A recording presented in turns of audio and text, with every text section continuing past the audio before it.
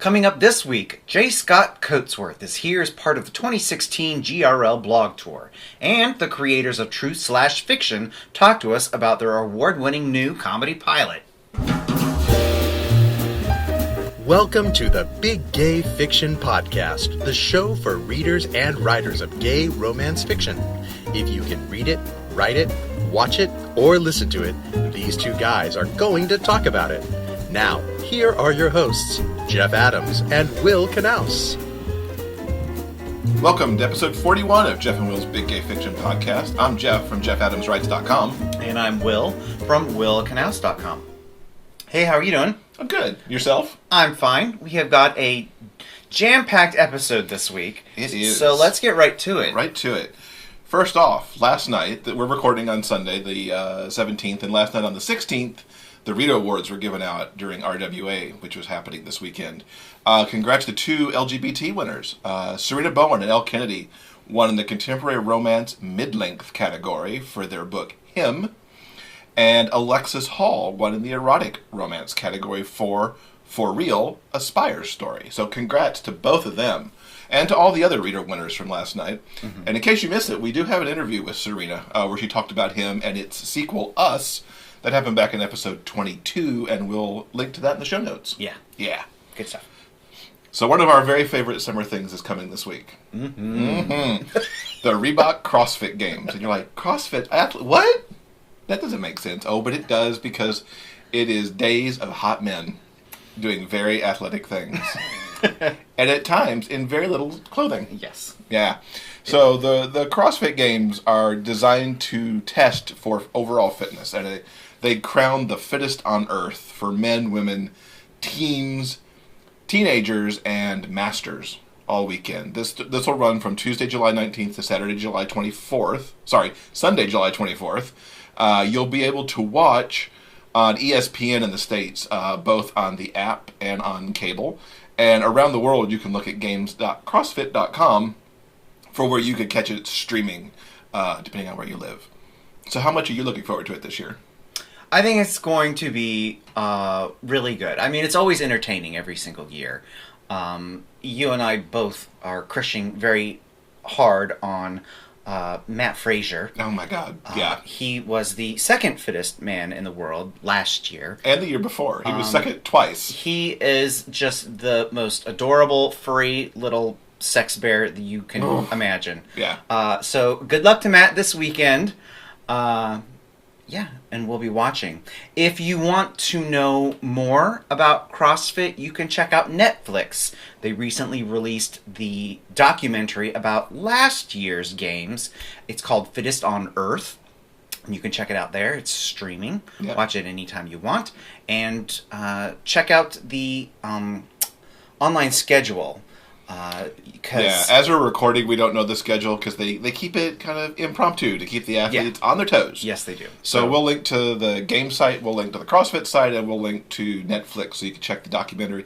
And we'll maybe link to a picture or two of Matt, too, because it's so adorable. Time now for the GRL Guest Author Spotlight. We're happy to welcome J. Scott Coatsworth to the podcast as part of the official 2016 GRL Blog Tour. Scott has been writing since elementary school when he won a University of Arizona writing contest in the 4th grade for his first sci-fi story. He finished his first novel in his mid-20s, but then after seeing it rejected by 10 publishers, gave up on writing for a while.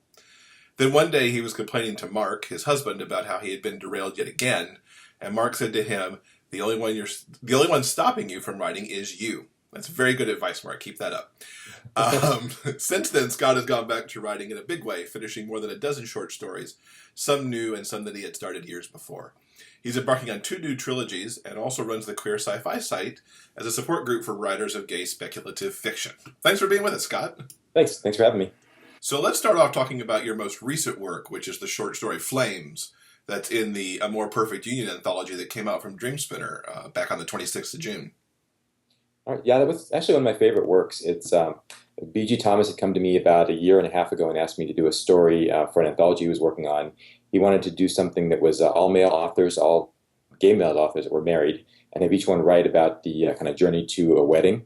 And so I decided to do that with a story set in my old hometown of Tucson. and also kind of brought in some of my other favorite things. I've put some Italian there. I've got an Italian character. But it's a really, it's one of the stories that came from my heart about this couple that one of them is injured in a fire and they don't know if he's going to wake up or not, and the other one never took the opportunity to get married. And so I'm really excited about that one coming out. It's actually coming out for Marriage Equality Day. Yeah, it was good timing on that. Good job with Dreamspinner hitting that date so well. Thank you. Now, you've also got The Great North, which is coming out this fall. What have we got to look forward to with that? That's my first post-apocalyptic story. I kind of give my stories all weird sort of names. So this is my post-apocalyptic set in Quebec with a Welsh legend story.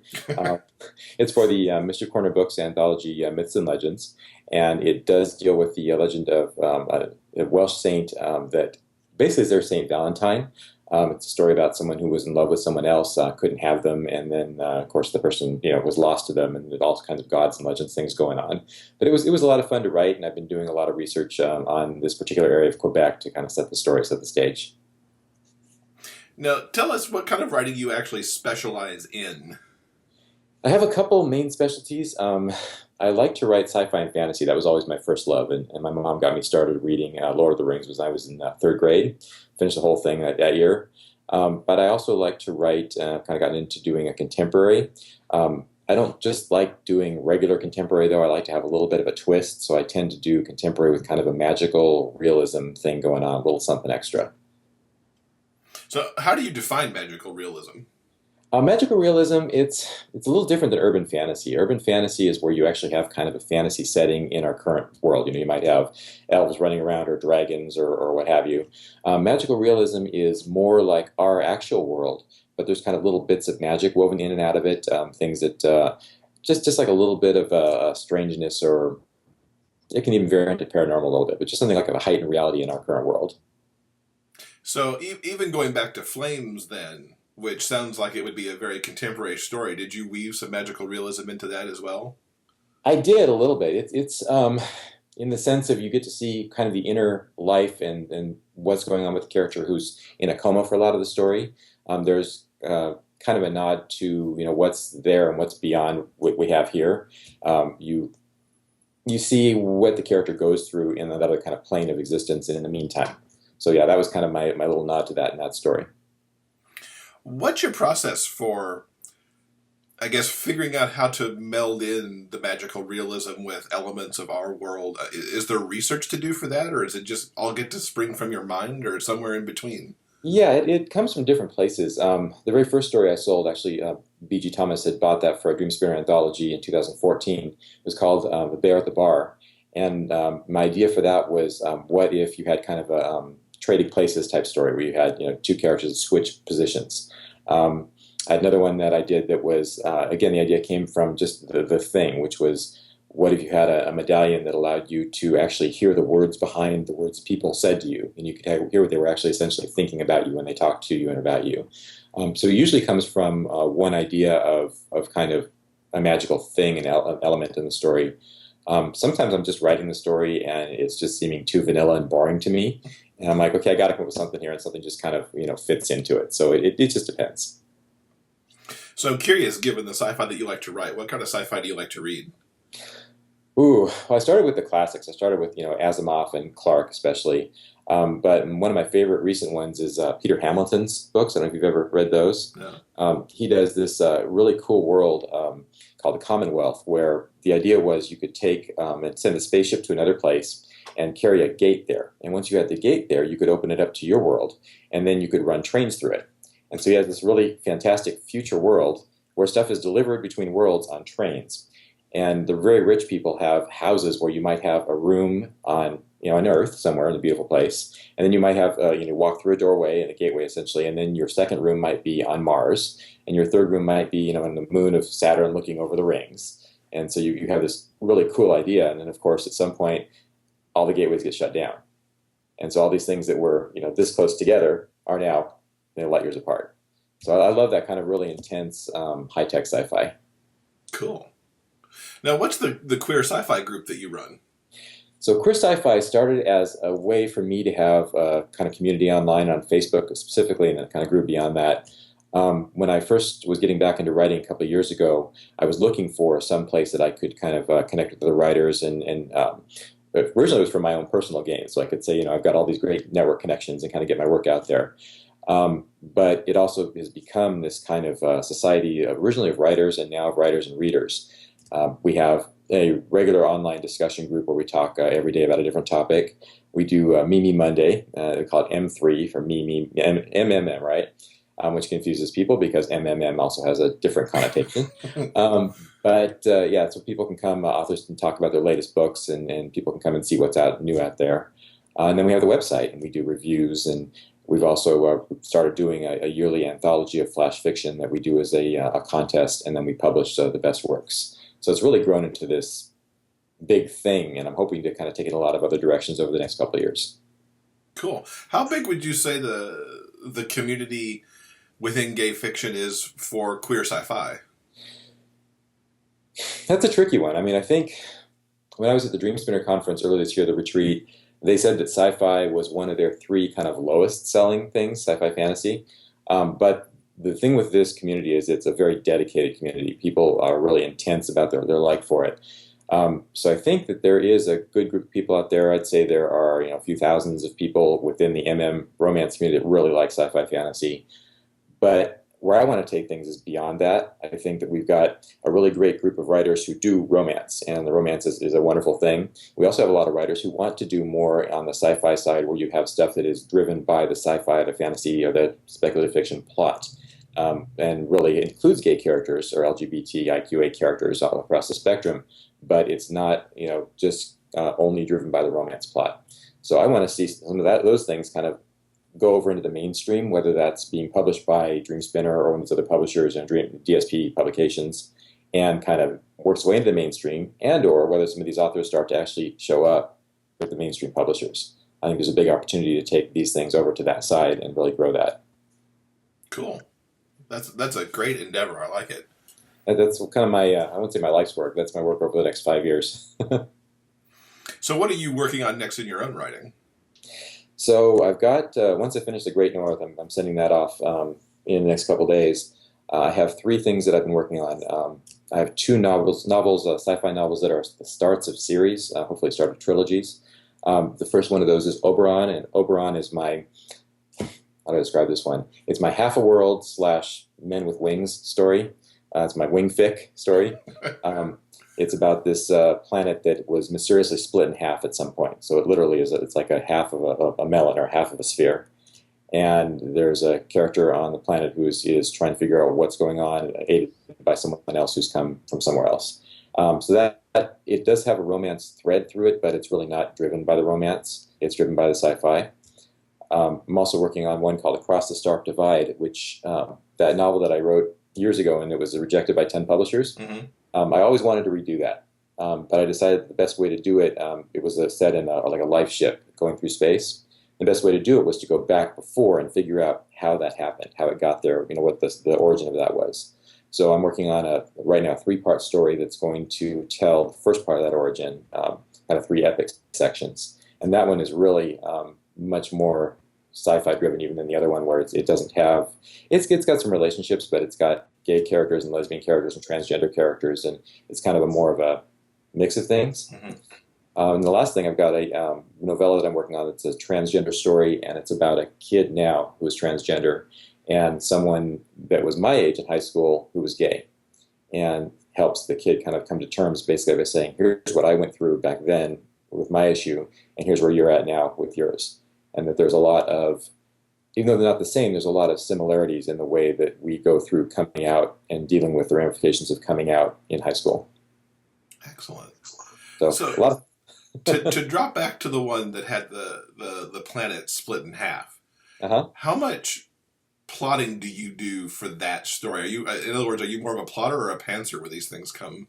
I used to be a total pantser, and that was my problem. I actually have all these short stories that I wrote, like the first scene or first 2 scenes, I just sat down and started writing, and then I never got anywhere with them because I couldn't figure out where they went. Some of those I've actually taken and extended into full stories, like when I've come back to writing now. But I found that I have to, especially if I have a deadline, I really have to sit down and at least sketch out a kind of chapter by chapter outline of what's going to happen. And sometimes I get halfway through that and it veers off in a whole different direction, and that's okay. But at least I've got an idea. So that particular one, I had sketched out the whole thing, written it, and then I sent it to Angel Martinez, my friend and co-admin at Queer Sci-Fi, and she ripped apart my science on it. And so I set it on a shelf for a couple months, and I've come back to it, and I ended up having a lot of conversations with people that knew what they were talking about how the weather might work, and how the gravity might work, and how everything else in this strange planet would work. And it's going to be a much better story for all that. But stories like that do require both a lot of plotting and also a fair amount of research to kind of at least make it sound plausible. Mm-hmm, mm-hmm. Cool. So this is going to be your first GRL coming up. What are you looking forward to in Kansas City? I have almost literally no idea what to expect. I've been to RainbowCon. I went to the Dream Spinner retreat, and both of those, my main favorite thing was basically just meeting all the people, getting to see the people one-on-one that I've known online quite a lot, and also meeting some new folks. So I think that's my main thing, is to get to meet folks. Beyond that, we're lucky enough to have a Queer Sci-Fi table that was donated by MLR Press. So we'll actually have a presence in the vendor room and be doing a little bit of selling there and kind of promotion. So it'll be good to also just get the word out about Queer Sci-Fi. I think we're very well known now in the speculative fiction community, but we're not as well known in the general romance community and also the general later on sci-fi community. So it'll be a chance just to kind of connect with a lot of people that way. Excellent. So what's the best way for people to keep up with you online? Oh yeah, they can find me on Facebook under J. Scott Coatsworth. That's coats, like coats for jackets, and worth, like what I'm worth. But they can also go to jscottcoatsworth.com, and that's my main presence online. I do a regular weekly fiction post there called River City Chronicles. It's a 1,000-word story that I've got ongoing, and eventually will be a book about Sacramento and gay and LGBTIQA characters. I do a regular column there, and I also talk about all my releases and things that are going on. All right, great. We'll link up to all that in the show notes. And Will and I look forward to catching up with you in Kansas City, too. Yeah, look forward to seeing you again. You can follow the GRL Blog Tour by going to gayromlit.com/2016 blog tour. So as you know, if you've been following the blog tour, we're doing a huge giveaway for the tour on our podcast. We've got a 7-inch Fire tablet that's loaded with books from many of the authors that we're hosting. Plus, I'm throwing some of my books in, and Wild City Press is giving us books to put on the tablet from their authors who will be attending GRL. Simply go to the show notes for episode 41, find the Rafflecopter there, do the stuff the Rafflecopter tells you to do to get your entries, and you'll be in to win. And this will be running through Sunday, October 23rd, which is the Sunday that GRL closes this fall. So keep listening for more authors and keep getting your methods of entry so that you can rack up points so you can maybe win that tablet with the books. What you'll need to know for this week is the word of the week to put into the Rafflecopter is him, in honor of Sarina and Elle winning their RITA Award for that book. Yeah. H-I-M, him. Yes, very simple word to put into the Rafflecopter this week. Yeah. So this week we are very lucky and happy to have the guys behind the new pilot called True/Fiction. Just a quick little backstory. We came across a trailer for this proposed pilot online, saw it, and absolutely loved it. I think you tweeted out, this is the best thing ever. It is. It really is, yes. And we ended up connecting with the guys through social media, and you invited them on the show, and they very graciously said yes, and they also gave us a screener of the show. Confirming that it is best thing ever. Yeah, we have been very lucky to have seen this pilot and highly, I would say recommend it, but you can't see it just yet. We love it to pieces, and the reason being is the pilot in a television show, it focuses around a teenage girl. Her name is Emma. And after a particularly lame high school party, she connects with a friend from high school, and they get to talking, and they realize that they're both completely in love with this one boy band called Truth. And Emma's friend invites her to this writing group that she's a part of. And what they do is they write /fan fiction about this band. And at first, Emma is a little, maybe that's not her thing, but she ends up researching slash fiction on the internet and falls down the rabbit hole and decides to give slash fiction a try. And that's the basic premise for the pilot episode of this show. Mm-hmm. Now, the two creators who were behind it, Charlie and Daniel, sat down with us and talked about the creation of the show, the journey so far, and where they're hoping to take this in the future. Mm-hmm. And I think this resonates with our audience for a few reasons. Mm-hmm. I mean, it's gay fiction, right, and a gay TV show. Yeah. But also, we know from talking with many of the authors in the genre that there's a good many who started with writing slash. Mm-hmm. So it all kind of pieces itself together into something that we think you guys will find very interesting. Yeah. So here are Charlie and Daniel. We're excited to welcome Charlie Sohne and Daniel Schloss to the podcast. They are the creators of Truth/Fiction, a comedy pilot that follows 16-year-old Emma as she navigates the indignities of adolescence. Through it all, Emma clings to the songs of the boy band Truth, and her love for the band leads her to join a group of fans who channel their devotion by writing slash fiction about the boys.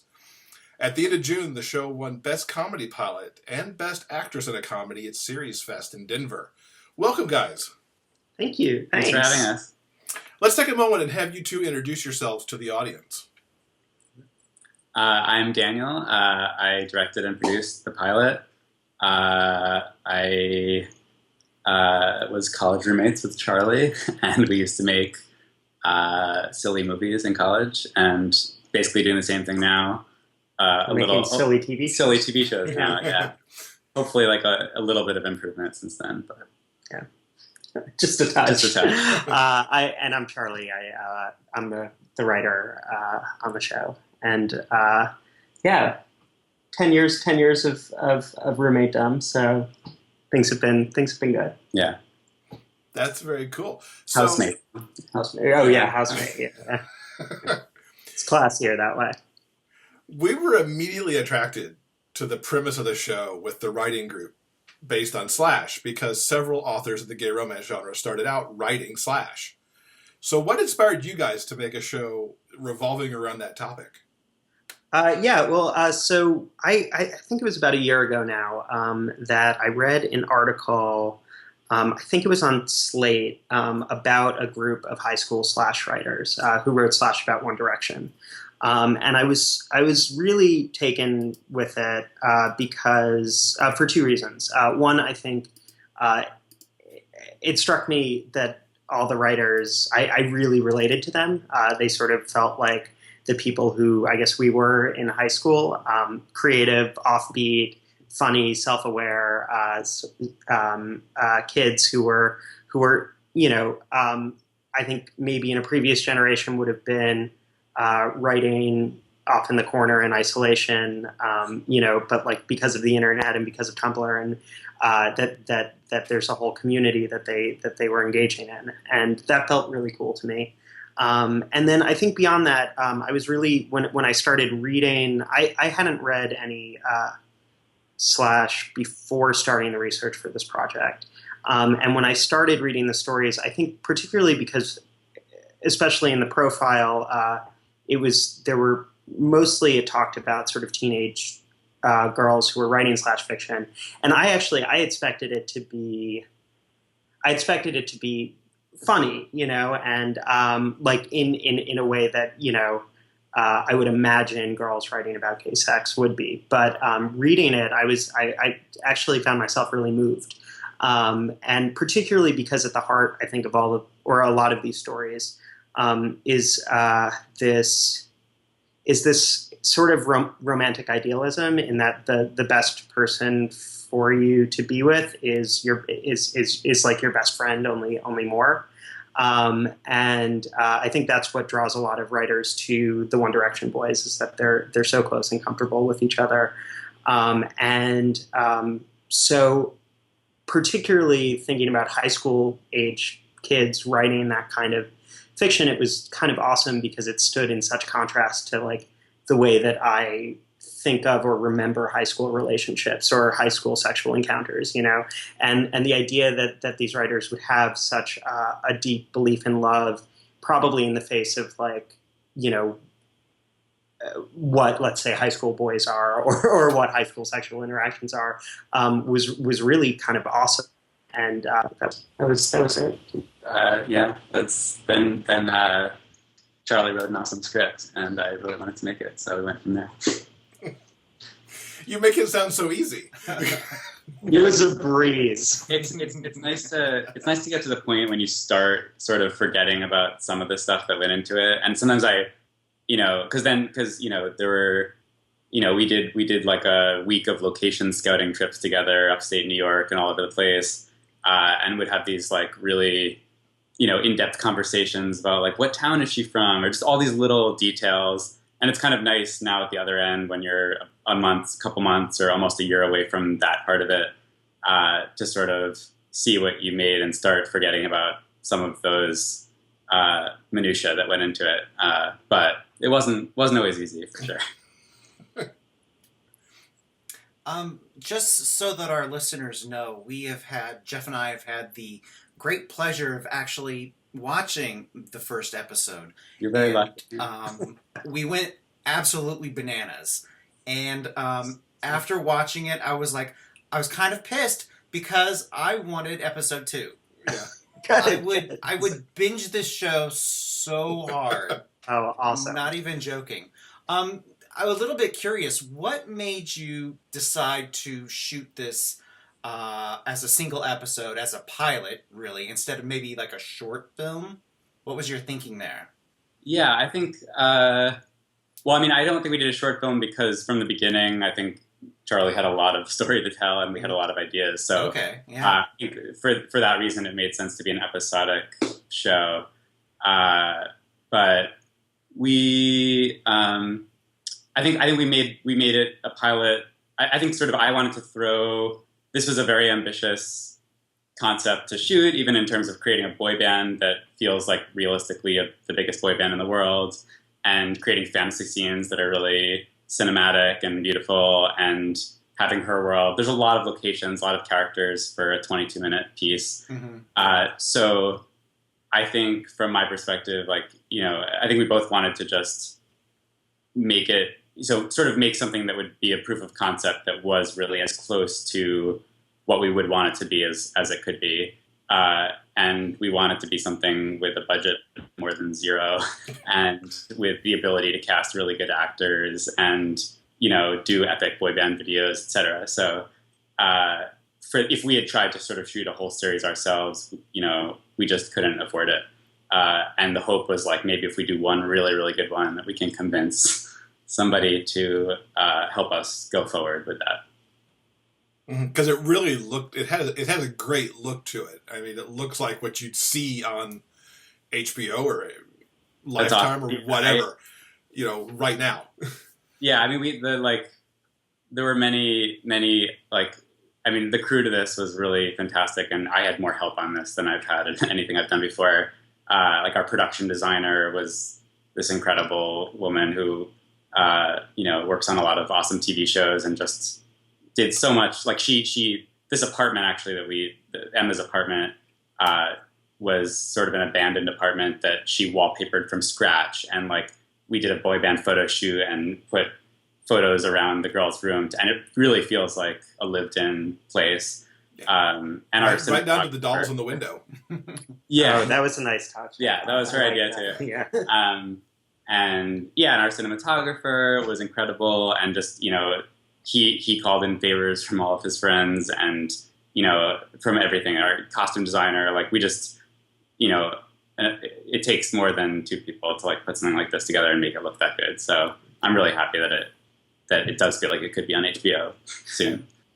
And to note too, Charlie's writing partner for your musicals, because you also write musicals, yes, helped you, collaborated with you on the boy band songs in the show.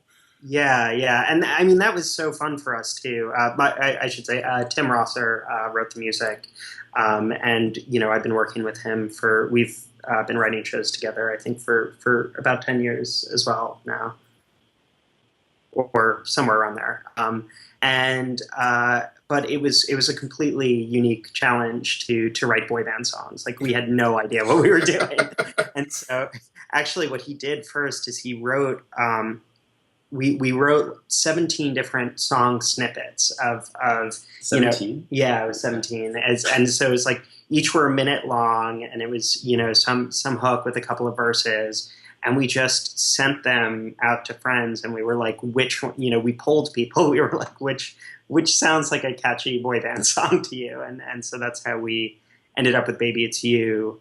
And that's when we brought on this phenomenal producer, Luke Molman, who really did a lot of the music, collaborated with him on making that song feel like a radio pop song.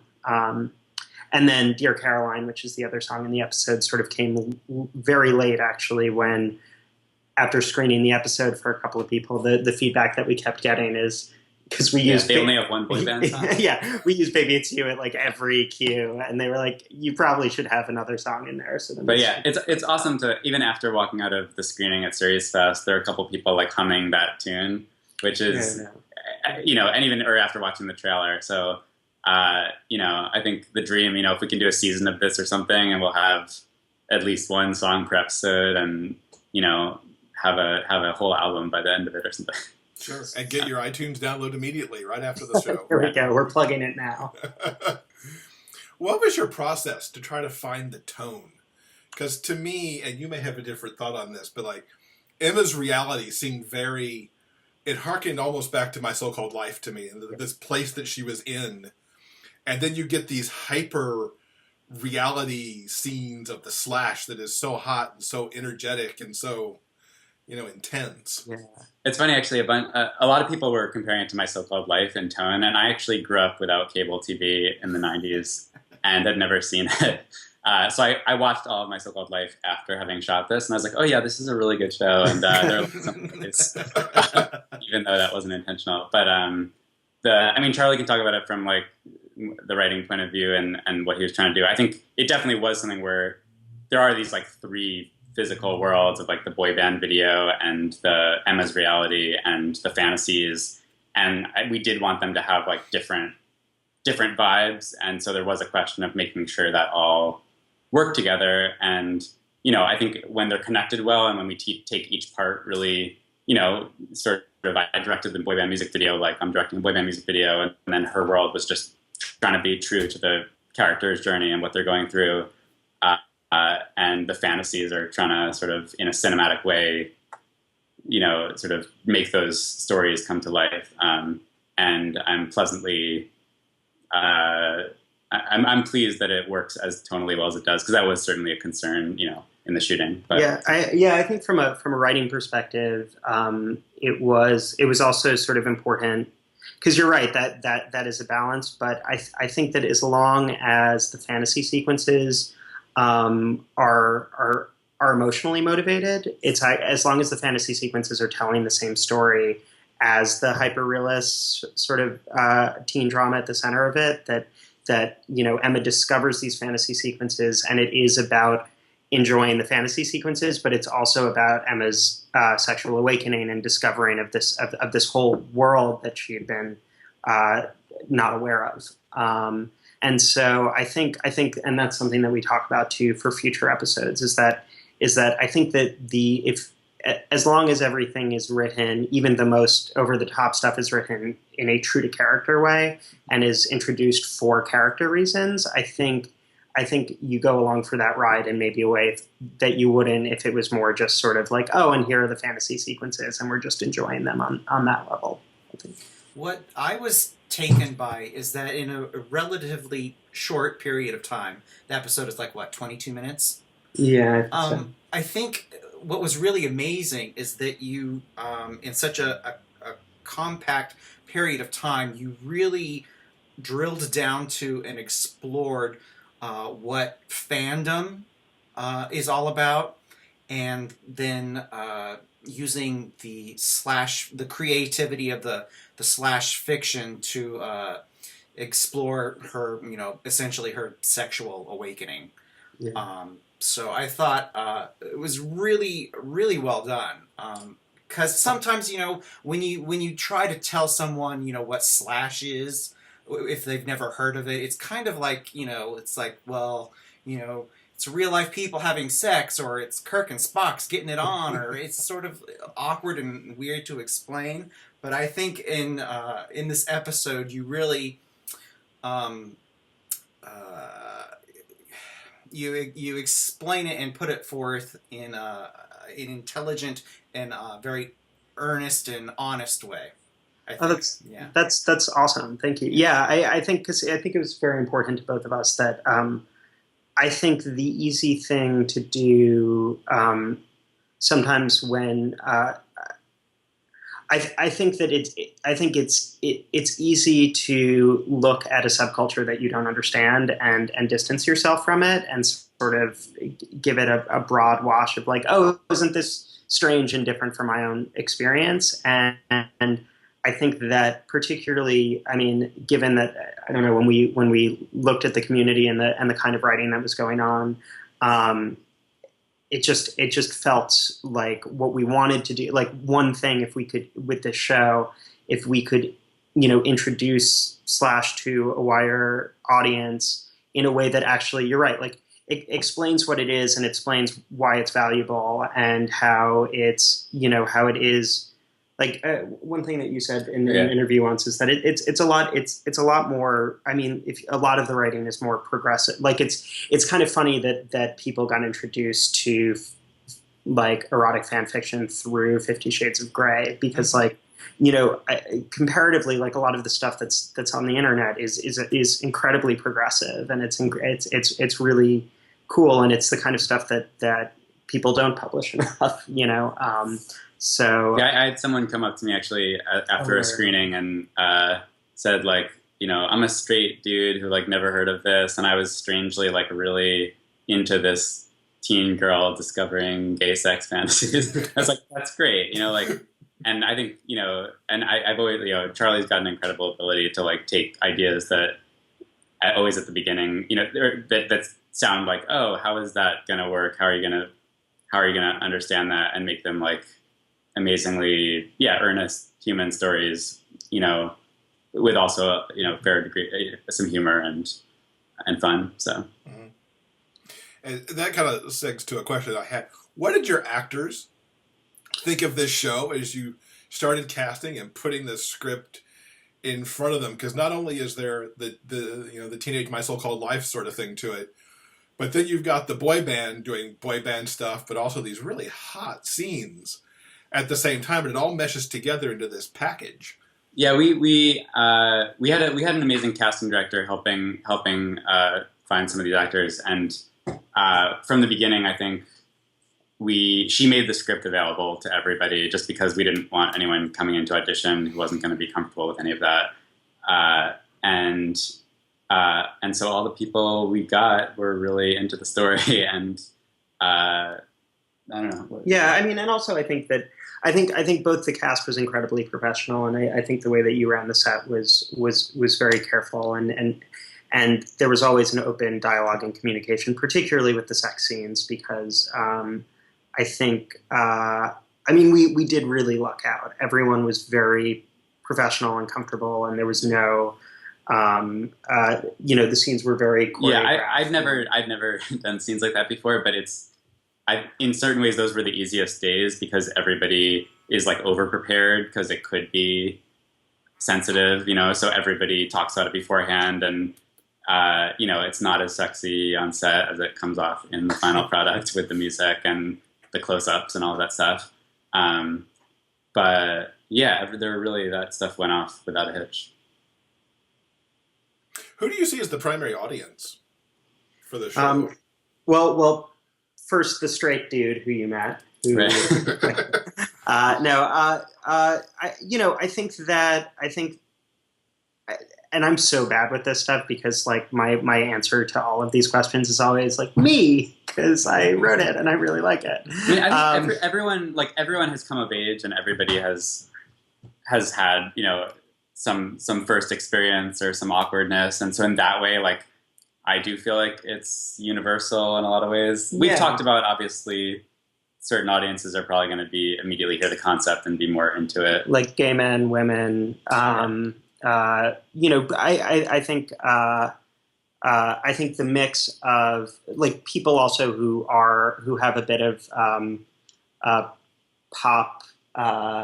People who like pop music. Yeah, like a bit of a pop culture. People who would watch My So-Called Life now and be nostalgic about it. Yes, yeah. I think that is really true, and so I think that the good thing about the show, hopefully, is that there are different access points for different people, that everyone can be on board with him, his journey. But then also, as we expand out with the show, and it's over the course of the season, we get to explore the other members of the group. There's there are different personalities and will be different ways in for different people. Because I think one question that we get a lot from people outside of the community is, well, why would high schoolers like that write / and the answer is there are 5 million answers, and we why can't. Not? Yeah. And so, but at least when we get to explore the group a little bit more, we can also, Emma has a very definite reason why she writes or why she's come to the community. Kara does, and I think when we start to see the other characters, they will have their own perspectives on that, and I think that'll broaden the show for people too. Yeah, Magnus, who's a actor who came out with me at Series Fest, called these like sexual fairy tales, which makes a lot of sense to me. That every kids learn all sorts of morals through fairy tales or through fables, and this is kind of the same thing, and they're actually quite good lessons. You mean in slash in the stories? Yeah, within the stories that as the girls write and read these stories, sort of helping them understand the things that are going on in real life. Without sabotaging the shopping around that you're doing, where would you like to see this series end up, or like what are your top choices? Well, do you want to go for it? Yeah, I think that it's been an interesting experience for us because a lot of it is a learning process for us about what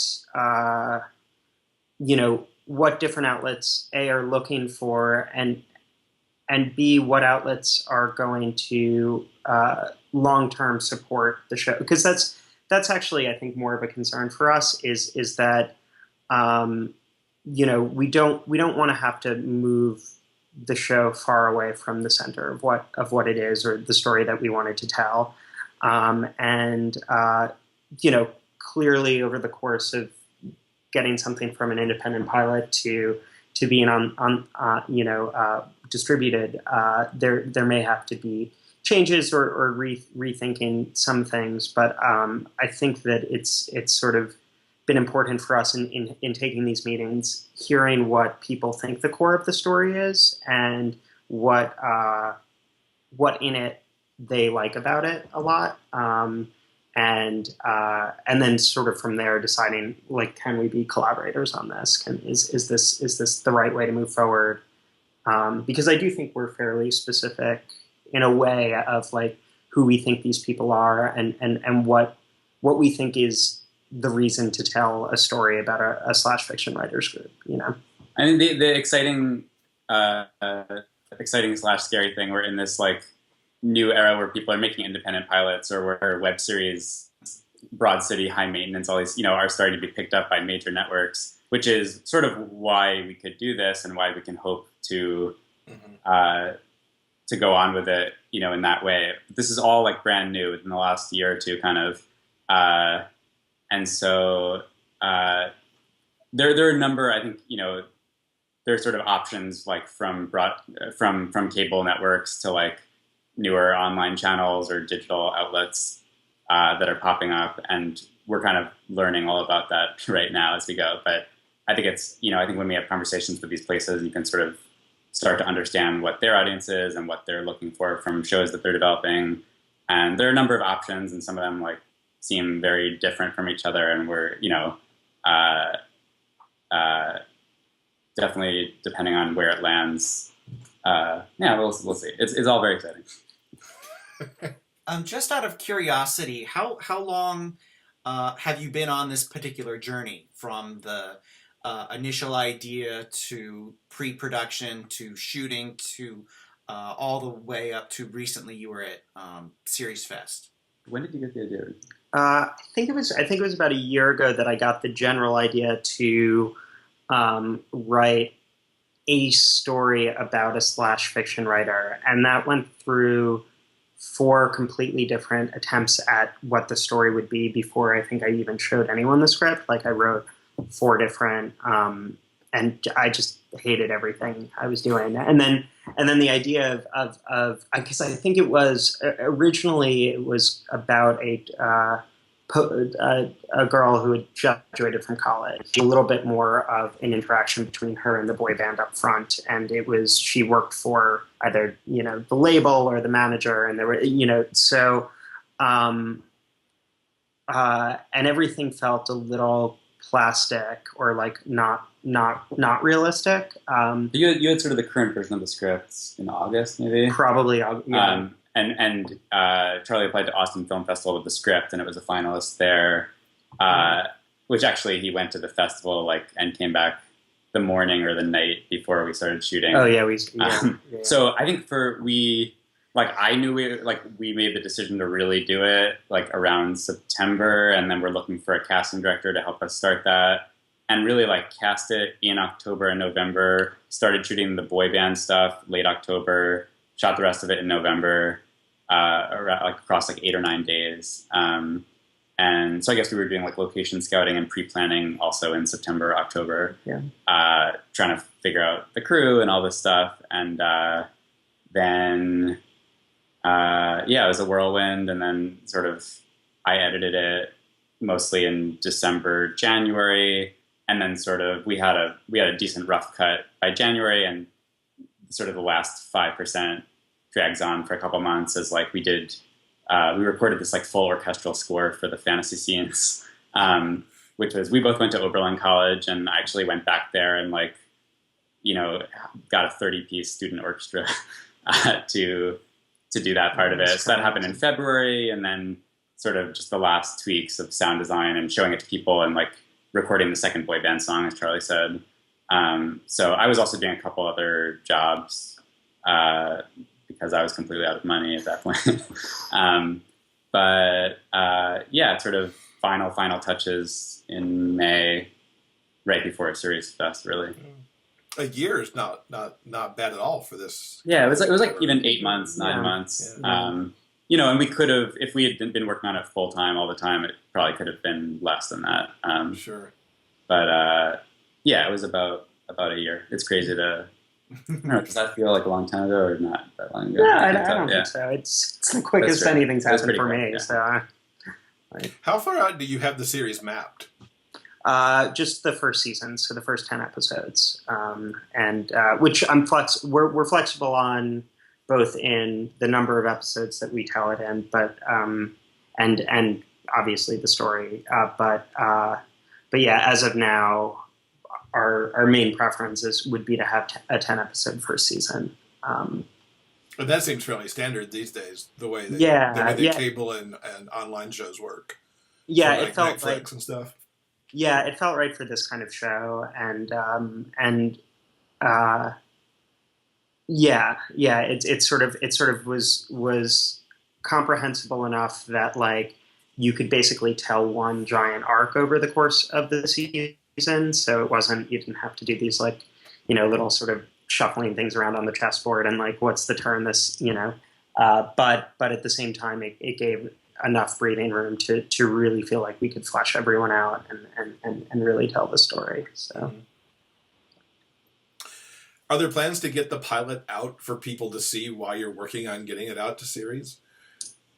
Not quite yet. I think we want to so we are talking to a bunch of production companies and soon hopefully some networks. And while that happens, it's prudent not to release it publicly. Build up that that desire to see it, hopefully, and if enough people then go begging the networks to pick us up. Who should we be writing letters to? Yeah, just like we'll give home telephone numbers. Everybody, yeah. But we, I guess I'll use this opportunity to plug our email list on our website, truth/fiction.com, and we've got a Facebook page, truth/fiction, and our Twitter handle is truth/fic. So those are ways, we're sending out updates and releasing also like behind the scenes pictures and all sorts of things. So if you follow us there, you'll be the first to know as we also may play in a couple more festivals over the next few months. So we'll let you know if we're in a city close to you. And that's the way to really see it before we get our huge network deal. And we know you won a couple of awards at Serious Fest. What was the reaction to your two screenings, right? I imagine It must have been pretty good to snag the awards. It was awesome. We'd never shown it. Like we've in our living room, we've screened it for like 3 to 5 people to get notes. But I'd never seen it with more than that. And all of a sudden to have like 60, 70 people react to a joke or a shocking moment or whatever it is awesome. And every audience like sort of reacts differently. And I was terrified, like, what if, no one laughs or no one, but the audience was great. And sort of as the festival went on, more and more people were coming up to me and like telling me what they liked about it. And that was really awesome. So it's obviously not, it's awesome to like see it on a huge screen, which is not how anyone will see it because it's a TV show. Right. But if you do get a chance to meet us at a film festival, it is kind of cool to see it on a huge TV. So in this journey, what's been some of the best slash that you've read? If you had to direct people towards slash, where would you send them? Okay, I need to look up the screen names of the authors, but I think for me there was this great piece of Larry fic, which is Lewis and Harry. That's the pairing that is, I think, the most popular because they're the from One Direction. Yeah, and it's an alternate universe story where Harry multi-chapter story where Harry is a team manager for Manchester United football team, and Lewis is like the star player. And it's really that was one of the stories where I was like, it actually didn't have a ton of sex in it. It had some, and the sex writing was good, but the emotions were. I mean, I was sitting on the subway, like scrolling through a PDF on my iPhone, like crying, and like being like completely embarrassing. So I think that was the one that really stood out to me. But there were a bunch. The problem is a lot of them take place at boarding schools, and they also like those sort of like start to blend together a little bit. So I can't really remember like everything that took place at like a college or a boarding school. All sort of seems like one giant story to me right now. Yeah, a lot of the writing is it's just really, really good writing. I guess that's what I didn't know. I didn't know what to expect, I suppose. But yeah, I'm actually halfway through that 200-page novel right now. But also, yeah, it's quite good. Yeah, if you want to send me the link to that, I'll put it in our show notes so our audience can find it. Absolutely, because that would be cool. I have to say that of the fantasy sequences, I guess it was a World War I trench. Yes, yeah. Something about that one. That was the one for me of the ones that were in the show. Good. Oh, I'm glad. I like that one too. The actors in that shoot day was particularly fun. They sort of started making up sort of when the cameras weren't rolling, this whole dialogue scene that was basically these two like boy banders who weren't prepared for war, like sitting in this trench, being like, "Where are my snacks? like I'm not getting any reception, Verizon." So it was a fun day. The fantasies are just they're just like really fun for every reason. I think to like, I'm sure they're fun to write. They're and they're fun to very shoot, fun to and write. they're fun, or maybe they're sort of hard to find locations or build sets for. But after that happens, that's like just very fun. I don't know. I'm excited to do many more of those. Yes, absolutely. One more time before we leave, where can people keep up with what's going on with Truth/Fiction? So our website is truth/fiction.com. You can also go to facebook.com/truth/fiction, twitter.com/truth/fic. A lot of slashes when I add. And instagram.com/truth/fiction. And there's an email list on our website. So whichever your preferred method of having information Delivered to you, we've got it covered. Cool. So yeah, check us out, and hopefully more soon. Hopefully, we're definitely on your email list, and when you get that deal, come on back and talk to us some more. Absolutely. Thanks so much for being with us. Oh, Awesome. Of course. Thanks so much for having us. Thank you. Thank you once again to Charlie and Daniel for taking a moment out of their busy Hollywood lives to talk to us about Truth/Fiction. Now, once again, sadly, you can't watch this pilot online, but we recommend that you connect with them online. Check them out on social media, because they keep it fairly updated, and you never know, there could be a screening or a festival somewhere near you, and you might have a chance to see it. And their social media also has the songs available. Oh yes, really great songs that Good are stuff. out there, and they do interact with the fans. Sign up for their emailing list from the site. Connect with them, like them, follow them, etc., to make it known that you're behind the pilot, so that maybe it does get picked up by somebody. And speaking of slash, you think anybody writes Mat Fraser slash or CrossFit slash? If they're not, they should be. Somebody should be. Indeed. So just a reminder, we've got a poll running this month because we want to know about you, our listeners. Are you a reader, an author who also reads, or are you just hanging out on the show because you like it?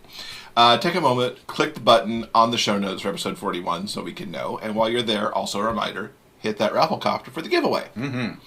Now, coming up next week in episode 42, Deanna Wadsworth will be here as part of the 2016 GRL Blog Tour, and Michael Vance Gurley will be here to talk about his new novel, The Long Season. You had a really good interview with him.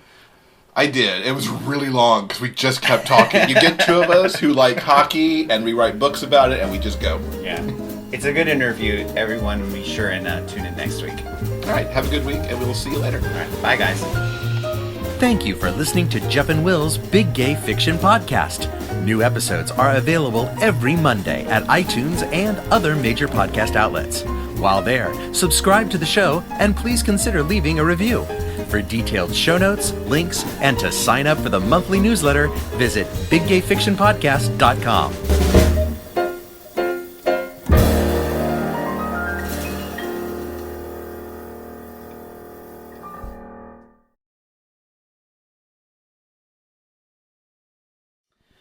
Coming up this week, J. Scott Coatsworth is here to say something.